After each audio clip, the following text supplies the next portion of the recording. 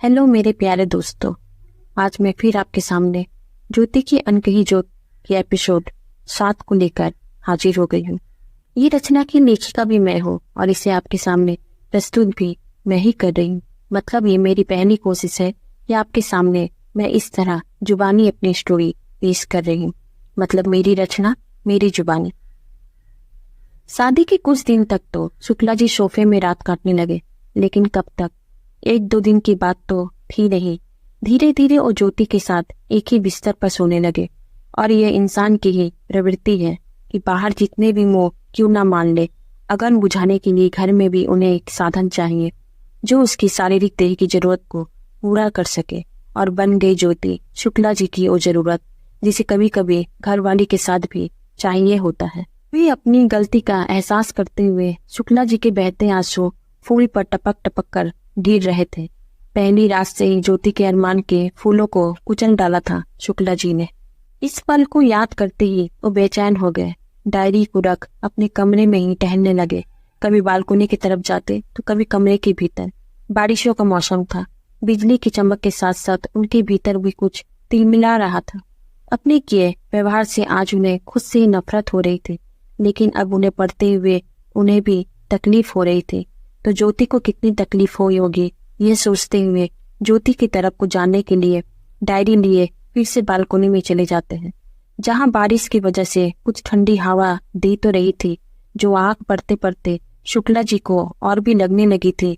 ये वो जान गए थे कि और इसी आगन को बुझाने के लिए एक छोटा सा प्रयास करने के लिए वो बालकनी में चले गए। बालकनी में रखी कुर्सी पर बैठते हुए शुक्ला जी ने आगे पढ़ना शुरू किया। भी उन्हें याद आया कि इस बारिश में ज्योति को इन 2-3 सालों में चोरी चुपके भीगते देखा था उन्होंने। शायद ज्योति को बारिश बहुत पसंद थी, लेकिन शुक्ला जी के रहते बारिश में भीगना नहीं चाहती थी वो। ये बात मिस्टर शुक्ला तब से जान गए थे जब से उन्हें ज्योति से प्यार हुआ था। इसीलिए कभी अगर घर में रहते तो सोने का नाटक करते, या कभी अपने लैपटॉप में ले जाकर इतने व्यस्त दिखाते खुद को कि ज्योति को लगे कि उनकी नजर ही नहीं है उस पर, और ज्योति भी उन्हें व्यस्त देख थोड़ा भीगने का लुत्फ उठा लेती। उस समय ज्योति की हंसी बिल्कुल एक छोटी बच्ची की तरह लगती थी शुक्ला जी को। एक बचपना था ज्योति के भीतर जिसे वो सबके सामने छुपा कर कहीं रखती थी। हंसने खेलने की उम्र में जिम्मेदारी की बोझ तले वो कहीं दब सी गई थी। बहुत जल्द एक नादान बचपन को छोड़ एक परिपक्व संपूर्ण औरत बन चुकी थी ज्योति। ज्योति से प्यार होने के बाद शुक्ला जी को ज्योति की हर बात पसंद आने लगी थी। वो उसके साथ बैठकर बातें करना चाहते थे। उसका हाथ पकड़कर किसी बगीचे में जाने का उन्हें जी चाहता था। बारिश में ज्योति के भीगे केसों को जब वो जोर से झटकती थी, तब इस उम्र में भी शुक्ला जी का दिल जोरों से धड़कने लगता था। तब ज्योति को देख उन्हें भी प्यार की खुमारी चढ़ती तो थी, लेकिन ज्योति से कह नहीं पाते थे। यह प्यार जिस्म की जरूरत से दूर दिल की चाहत थी, जो ये सबूत देने लगे थे कि ज्योति को अब वो चाहने लगे थे। उनका भी मन अब ज्योति के साथ भीगने को करता था। बारिश की कुछ बूंदे ज्योति के चेहरे पर अपने हाथों से छिटकना चाहते थे मिस्टर शुक्ला। कुछ इस तरह झूमकर, कुछ तेरे चेहरे को चूमकर, तेरी जुल्फे भी खेल रही है आज तुझ संग। कुछ हवाओं के साथ, कुछ भीगे बालों के साथ, ये मौसम भी छेड़ रही है आज तुझ संग। कुछ टूट कर बरसा पानी, कुछ रंग बहारों के साथ, बूंदे भी टपक कर झूम रही है आज तुझ संग। कुछ बारिश का जमाना है, कुछ दिल का अफसाना है, मतवाली हवा भी आज मुस्कुरा रही है आज तुझ संग। कह दूं तुम्हें या चुप रह जाऊं, प्यार की इस बारिश में इजहार इश्क करूं क्या तुझ संग। मौसम में खुश देख इस उम्र में भी अपने प्यार का इजहार करना चाहते थे मिस्टर शुक्ला। एक प्रेमी आशिक की तरह उनके आगे पीछे घूमना चाहते थे मिस्टर शुक्ला। बताना चाहते थे कि ज्योति मुझे अपना लो, प्यार करने लगा हूं मैं तुमसे। लेकिन वो जानते थे कि उनका ज्योति के पास जाने से ही ज्योति कुछ बहाना बनाकर कमरे में चली जाएगी। इसलिए वो दूर से ही ज्योति को देखते रहते थे। कई बार ऑफिस से लौटते समय हाथों में गजरा लिए आते, लेकिन ज्योति को हाथों में देने से कतराते थे और पास में रखे टेबल पर रख देते। ये देखते कि ज्योति ने उसे उठाया तक कि नहीं, लेकिन वो वहीं पड़ी सूख जाती थी और शुक्ला जी खुद अपने हाथों से उसे बाहर कूड़ेदान में फेंक देते थे। उन्हें बुरा तो बहुत लगता था, लेकिन ज्योति से कभी कुछ कहते नहीं थे। नहीं कह पाते थे कि ज्योति तुम्हारे बालों में मैं क्या ये गजरा लगा दूं, ज्योति तुम सस्ती क्यों नहीं। क्यों अपनी आंखों में तुम पहले की तरह काजल नहीं लगाती? शुक्ला जी को आभास होने लगा था कि वो ये सब पूछने का अधिकार खो चुके हैं। वो समझ रहे थे कि ज्योति के पास लौटने में उन्हें अब काफी वक्त लग चुका है। यह बात तो उन्हें ज्योति के रहते ही समझ आ गई थी, लेकिन जब से प्यार हुआ था तब उनका प्यार भी उनके पास ही रह गया। ज्योति को बताने की हिम्मत ही नहीं थी उनमें कभी। एक डर था उनके भीतर कि कहीं ज्योति क्या बोलेगी उनके बताने पर। इसी कश्मकश में वो बता भी नहीं पाए और ज्योति चली गई उन्हें छोड़कर। ज्योति के हर एक चीज से उन्हें अब प्यार होने लगा था, जिसे कभी ज्योति पसंद किया करती थी। लेकिन शुक्ला जी का ज्योति के पास आते आते ज्योति की सब पसंद एक जरूरत भरकर रह गई थी। ज्योति की सादगी अब मिस्टर शुक्ला जी को लुभाने लगी थी। ज्योति के चेहरे की शालीनता और बाहर पार्टी में मिलने वाली महक को बखूबी पहचानने लगे थे शुक्ला जी। आज जब ज्योति की डायरी पढ़कर उसकी लफ्जों की पीड़ा को खुद महसूस कर रहे थे, तभी दूसरे पृष्ठ से अचानक उसे एक काली पेंसिल नजर आई तो उसे उठाकर देखने लगे। जब देखा तो काजल की पेंसिल नजर आई। वो सोचने लगे इसका यहाँ क्या काम। वो कुछ समझ नहीं पाए, लेकिन शब्दों की गहराई को जब समझे तब पता चल गया कि ये काजल ये क्या कर रही है। उन्हें तो खुद पता नहीं था कि वो खुद इंसान के रूप में एक गंवार जाहिल इंसान बन चुके थे।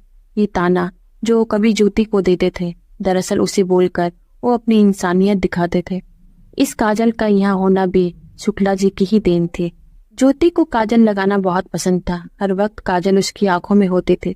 शुक्ला जी के कुछ दोस्तों ने एक दिन पार्टी रखा था, जिसमें सभी अपनी पत्नी और बच्चों के साथ सबको शामिल होना था। शुक्ला जी का मन तो नहीं था कि ज्योति को वहां ले जाए, लेकिन व्यवस्था में उन्हें ले जाने को सोचना पड़ा। ज्योति भी खुश थी कि पहली बार से ही शुक्ला जी के साथ जाने का मौका मिल रहा है उसे, और वो उस दिन सजने संवरने लगी। अपनी गहने पहन साज श्रृंगार कर शुक्ला जी का वेट करने लगी। और जब शुक्ला जी आए तो उनके पास जाकर, सुनिए जी, मैं कैसी लग रही हूँ? शुक्ला जी ने एक नजर डालते हुए तीखे तेवरों में, भूतनी लग रही हो तो। एक तो सांवला रंग तुम्हारा, उस पर थोपी हो काजल, पूरी भूतनी नजर आ रही हो। ना गहने तुझ पर जचते हैं और न ये काजल। मेकअप करना जब आता नहीं तो करती क्यों हो? मैं भी कहाँ फंस गया यार, इस जाहिल को कैसे झेलूंगा मैं सारी उम्र। ज्योति की खराब तबीयत का बहाना बनाकर शुक्ला जी ने उसे पार्टी में शामिल नहीं होने दिया। एक बार भी कभी उसने पलटकर भी नहीं देखा कि उसकी कई बातों से ज्योति क्या सोचती है, क्या महसूस करती होगी। वो जब मेरे तानों को सुनती थी उसे भी तो खराब लगता होगा। और जब इस बात का शुक्ला जी को एहसास हुआ भी तो तब, जब ज्योति नहीं थी। ज्योति को अपने साथ कहीं लेकर जाना शुक्ला जी को बहुत ही खलता था। उनके अनुसार कहाँ राजा भोग, कहाँ गंगू तेली। अब आप तक समझ गए होंगे कि कौन राजा भोग है और किसे गंगू तेली कहा जा रहा है। ज्योति ने उस दिन से गहना पहनना और सजना छोड़ दिया था। क्यों उसने काजल लगाना बंद कर दिया था? सुहाग के नाम पर बस एक सिंदूरी था जो उसके मांग पर वो सजाती थी। अब मिस्टर शुक्ला को याद आ रहा है कि क्यों मयूर के वापस किए गहने वो नहीं ले रही थी, और फिर वही गहने उसने सुजाता को दे दिया था उसके ब्याह पर। जिसके लिए वो सजना चाहती थी उसे ही तो पसंद नहीं था उनका सजना, तो वो किसके लिए सजती? एक औरत का गहना तो उसका पति होता है। पति के मुंह से खुद की तारीफ सुनना हर पत्नी को अच्छा लगता है, और जब वही पति तारीफ के दो बोल ना बोल पाए, जिसे पत्नी का सजना ही ना रास आए, तो ये श्रृंगार किसके लिए? कितना दुख समाये उसने डायरी में अपने दर्द को लिखा था। डायरी के हर पन्ने में तिरस्कार की बूंदों से न जाने कितने शब्द धूल कर रह गए थे। इन धूलों शब्दों से शुक्ला जी को अनुमान हो चुका था कि ज्योति हंसते खेलते इस घर की जिम्मेदारी संभाल तो रही थी, जो वह घर के काम को बखूबी अंजाम तो देती थी। असल में वो भीतर से टूट चुकी थी और उसकी डायरी बस दर्द तक ही सीमित थे। ज्योति को शुक्ला जी ने कभी सीने से नहीं लगाया, प्यार नहीं किया। वो आज हर वक्त ज्योति की डायरी को अपने सीने में लगाए रहते, और आज भी वो डायरी उनके सीने में रख अपने भीतर चल रहे प्रश्नों से जूझ रहे थे। जवानी में लिए गए हर वो बात, हर वो पल को कोस रहे थे जिसमें उन्होंने सिर्फ ज्योति को दर्द और ताने दिए थे। आज उसे ये ख्याल आने लगा कि उनकी इस बर्ताव के पीछे ज्योति की क्या गलती थी। क्या उसका सुंदर ना होना गलत था कि मेरे रंग के सामने उसका फीका रंग मुझे खलता था? क्यों मैंने हमेशा उसकी सुंदरता को दूसरों के साथ तोला? क्यों मुझे कभी नहीं देखा कि मुझसे अपमान पाने के बाद भी मेरी हर ख्वाहिश का ख्याल रखा था उसने? मेरे घर को मंदिर बनाने वाली तो ये ज्योति ही थी, तो क्यों मैं बाहर भटकता रहा? आज ज्योति के हर दर्द से गुफ्तगू होने के बाद शुक्ला जी एक और जीवन चाहने लगे ज्योति के साथ, जहां वो ज्योति के हर गम, हर दर्द को बांटना चाहते थे, अपनी हर बदतमीजी की सजा पाना चाहते थे, क्योंकि ज्योति ने तो उन्हें बिना दंड दिए ही ऊपर चले गई और छोड़ गई शुक्ला जी के पास उनके पश्चाताप के आंसू। आज अगर ज्योति कुछ शिकायत करती, अपने भीतर चल रहे तूफानी लहरों को शुक्ला जी के साथ बांटती, तो शायद शुक्ला जी कुछ हद तक अपने आप से उतने नफरत न करते। आज शुक्ला जी के साथ अगर कोई है तो वह है दर्द, वो भी ज्योति के। शुक्ला जी किस तरह तड़प रहे हैं ज्योति के लिए, ये सब आप भी अब समझ चुके हैं। ज्योति के भीतर भी एक छोटा सा दिल था जो अपने पति के प्यार को पाने के लिए धड़कता था। ये अब भी समझ पा रहे हैं शुक्ला जी। बार बार डायरी को अपने सीने से उठाकर एक एक शब्दों में न जाने क्या क्या खोजते थे शुक्ला जी। हर वक्त अलग अलग डायरी में जैसे ज्योति के बिताए हर पल, हर दर्द को महसूस करना चाहते थे शुक्ला जी। डायरी के हर पन्ने में एक नई राज, ज्योति का एक नया चेहरा उन्हें दिखता था। ज्योति के भीतर भी एक दिल था जो प्यार के लिए तरसता था। ज्योति के लिखे शब्दों में उसका दिल साफ नजर आने लगा मिस्टर शुक्ला जी को। कितनी चाहत, कितना जज्बा उसके पलकों से गिरकर डायरी के हर पन्नों में बिखरे पड़े हैं, जो कभी ना देख पाए शुक्ला जी, और आज इस उम्र में ज्योति के जाने के बाद बस महसूस कर पा रहे हैं। सबको जोत देने वाली ज्योति की दिल की जोत खुद कितनी बुझी बुझी रहती थी, यह तो शुक्ला जी कभी उसके पास रहते महसूस ही नहीं कर पाए। अब मुझे एक नया ख्याल आने लगा। अपने मन से जूझते जूझते अब ये बात उन्हें सताने लगी। ये आज अगर ज्योति जिंदा होती और वो कहती कि ज्योति उनसे प्यार हो गया है, तो क्या ज्योति उनसे माफ कर पाती? क्या उसके दिल में उनके लिए कुछ प्यार बचा था? इस रिश्ते की बोझ को सिर्फ वो ढो रही थी। ऐसे ही ना जाने कितने प्रश्न उसके आंखों के सामने तैरने लगे, और उनके प्रश्न के जवाब खुद ही अब उनके पास नहीं थे।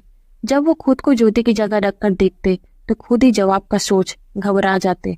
आंखों में आंसुओं का सैलाब जो ज्योति उसके पास छोड़ गई थी, उसके साथ रहना शुक्ला जी को अब भारी पड़ने लगा था।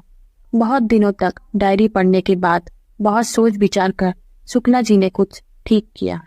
कुछ दिनों के बाद साहिल ने अपने पापा को बैग में भरकर कुछ ले जाते हुए देखा। घर से निकलते वक्त भी इसने किसी को कुछ नहीं बताया।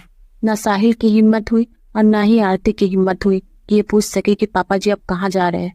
कुछ दिनों तक तो शुक्ला जी हर रोज बाहर जाने लगे।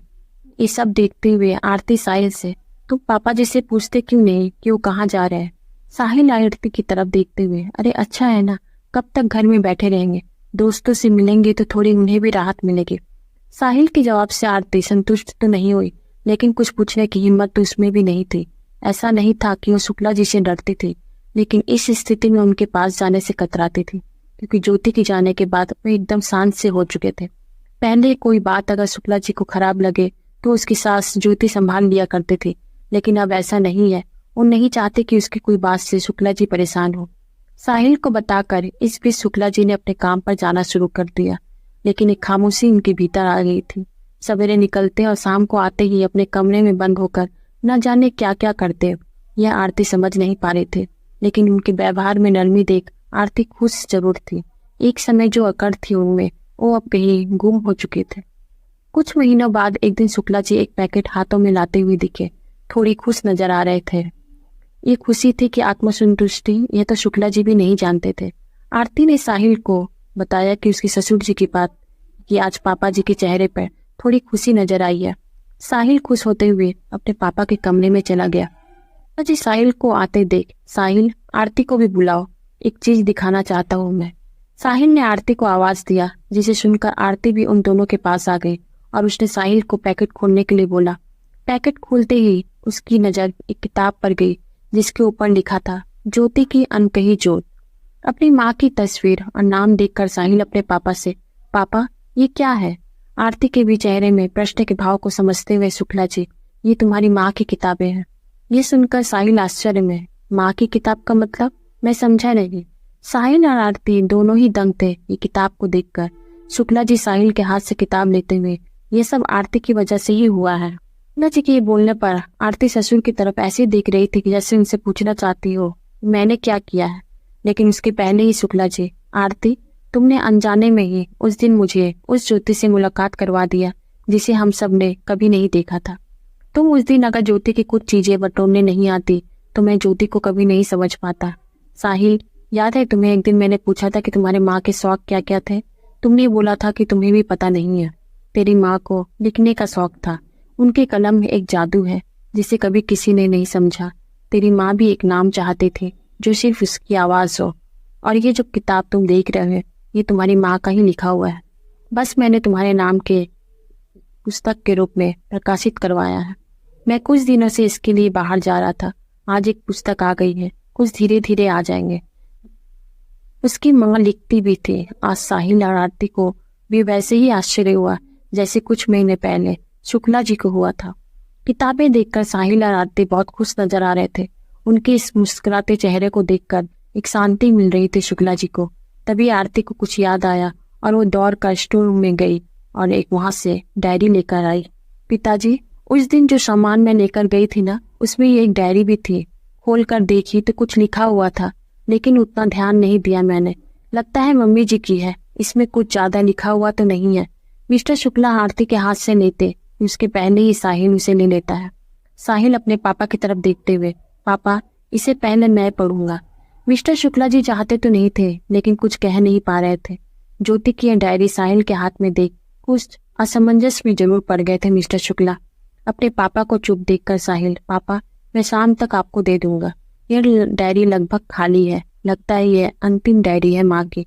पापा, ये पढ़कर मैं खुद महसूस करना चाहता हूँ माँ को।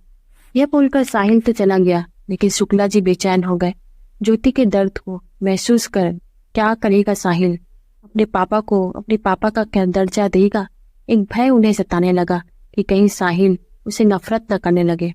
अंतिम दिनों में ज्योति ने क्या लिखा, यह बात उन्हें परेशान करने लगी। उनकी उत्सुकता भी बढ़ने लगी, लेकिन ज्योति के साथ साथ उसकी अंतिम डायरी भी अब उससे दूर थी। यह स्टोरी आपको कैसी लग रही है? कमेंट बॉक्स में जरूर बताइएगा। अगर स्टोरी अच्छी लग रही है तो मुझे सब्सक्राइब करना ना भूलें। बेल आइकन को भी जरूर दबाएं, जिससे कि नेक्स्ट एपिसोड का नोटिफिकेशन आपको मिल जाए। तो कल मिलते हैं, तब तक के लिए धन्यवाद। हेलो मेरे प्यारे दोस्तों, आज मैं फिर आपके सामने ज्योति की अनकही जोत की एपिसोड 7 को लेकर